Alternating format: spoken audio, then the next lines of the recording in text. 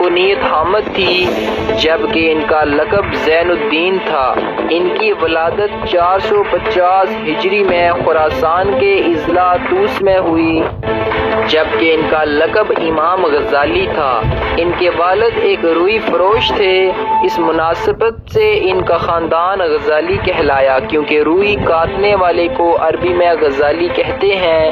امام صاحب کے والد تعلیم سے محروم تھے، جس کا انہیں بہت دکھ تھا۔ مرتے وقت وہ اپنے دونوں بیٹوں کو ایک بزرگ کے سپرد کر گئے کہ ان دونوں بھائیوں کو تعلیم دلانا۔ چنانچہ ابتدائی تعلیم طاہران ہی میں ہوئی، فقہ کی کتابیں احمد بن محمد والفقائی سے پڑھیں، پھر جرجان میں امام ابو نصر اسماعیلی کی خدمت میں پہنچے۔ عملی نوٹس جنہیں تعلیقات کہا جاتا تھا، آپ نے بھی دیگر طلباء کی طرح تیار کر لیے۔ وطن واپسی پر ڈاکہ پڑا اور سب کچھ لٹ گیا۔ امام صاحب کو تو کسی چیز کا غم نہ تھا، البتہ تعلیقات کے ضائع ہو جانے پر بہت صدمہ ہوا۔ جب آپ ڈاکوؤں کے سردار کے پاس نوٹس مانگنے گئے تو اس نے طنزاً کہا، ایسے علم کا کیا فائدہ جو کاغذات کا مرہون منت ہو۔ اس طنز نے امام صاحب پر بہت بڑا اثر کیا اور وہ وطن واپس پہنچ کر ان تمام تعلیقات کو حفظ کر لیا۔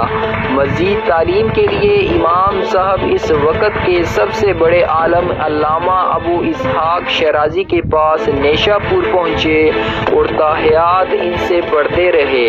اسی دوران امام صاحب نے کئی تصانیف لکھیں اور ان کے انتقال کے بعد نیشا پور سے اس شان سے نکلے کہ تمام ممالک اسلامیہ میں ان کا کوئی ہم اثر نہ تھا۔ اس وقت امام صاحب کی عمر صرف 28 برس تھی۔ اس کے بعد امام صاحب نیشا پور سے نظام الملک کے دربار میں پہنچے۔ علمی شہرت کی بنا پر نظام الملک نے بڑی تعظیم کی اور علمی مناظروں کا اہتمام کیا۔ مناظروں میں ہمیشہ امام صاحب ہی غالب رہتے تھے۔ اس کامیابی پر آپ کی شہرت بہت چمکی اور نظام الملک نے انہیں مدرسہ نظامیہ کا افسر مقرر کر دیا۔ اس وقت آپ کی عمر صرف 34 برس تھی۔ اتنی عمر میں یہ منصب امام غزالی سے پہلے کسی کو بھی حاصل نہیں ہوا تھا۔ مدرسہ نظامیہ کی مسند تدریس جب آپ نے سنبھالی تو تھوڑے ہی عرصے میں ان کے علم و فضل کی داغ ہر طرف پھیل گئی، حتیٰ کہ سلطنت کے اہم امور بھی ان کی شرکت کے بغیر انجام نہیں پا سکتے تھے۔ 487 ہجری میں خلیفہ متقدر باللہ کی وفات کے بعد مشتہر باللہ خلیفہ بنا تو اس کی بیعت میں دیگر اراکین سلطنت کے ساتھ امام غزالی بھی شریک تھے۔